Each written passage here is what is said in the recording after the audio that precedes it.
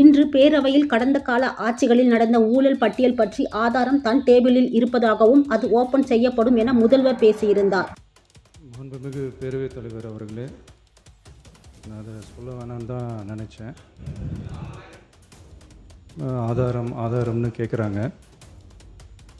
ஒரு 1 week back மாண்புமிகு நிதி அமைச்சர் பேசும்போது ஒரு 3 டிபார்ட்மெண்ட்லேருந்து ரிவ்யூ பண்ணி அந்த ஃபைல்ஸ்லாம் என் டேபிளில் இருக்குதுன்னு சொன்னார். அது ஏதோ போகிற போக்கில் அவர் சொல்லலை, உண்மையிலேயே என் டேபிளில் இருக்கு. அத்தனையும் ப்ரூஃபோடு இருக்கு. ஓப்பன் பண்ண வச்சிடாதீங்க.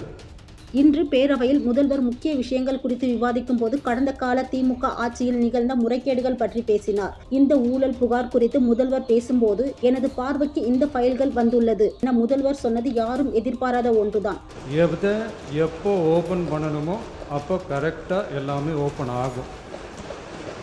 இன்று காலை முதல்வர் ஊழல் குறித்து பேசுகையில், சாமானிய மக்களும் அந்த ஆதாரத்தை சீக்கிரம் வெளியிட வேணும் என கோரிக்கை வைத்து வருகின்றனர்.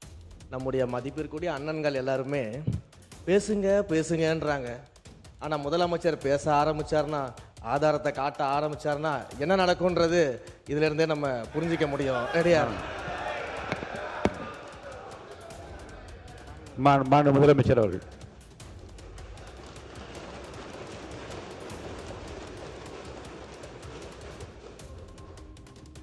மாண்புமிகு பேரவைத் தலைவர் அவர்களே, மக்கள்கிட்ட எப்போ பேசணும், என்ன பேசணும், எப்படி பேசணும் எல்லாம் பேசிட்டு தான் அன்பாக ஆசையாக எங்கள் எல்லாரையும் கொண்டாந்து உட்கார வச்சுருக்குறோம்.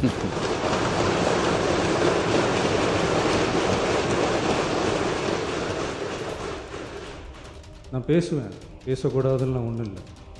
இடைத்தேர்தலையாவது சில பேருக்கு நல்லது நடக்கணும்ல.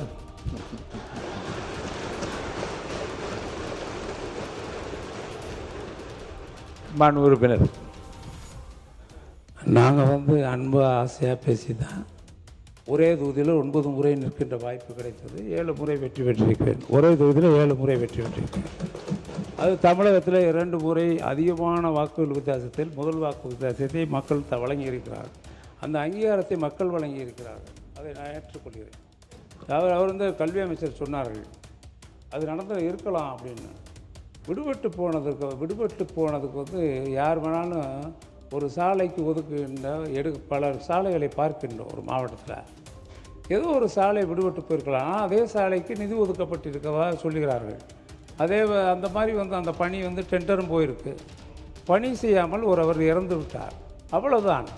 இங்கே முதலமைச்சர் அவர்கள் இங்கே சொன்னதை போல எங்களுக்கு நாங்களும் மக்கள் மத்தியில் மிகுந்த அன்போடு பழகி, ஆசையோடு பழகி, மக்களிடத்தில் நேசமாக பழகி, தொடர்ந்து அரசியல் வாழ்க்கையில் மக்களுக்காகவே தொடர்ந்து இந்த அரசியல் பயணத்தில் இருக்கிறோம் என்பதை தெரிவிப்பது என்னுடைய கடமையாகும். அது மட்டுமல்ல, இப்போ தமிழ்நாடு வெற்றி திட்டத்திற்கு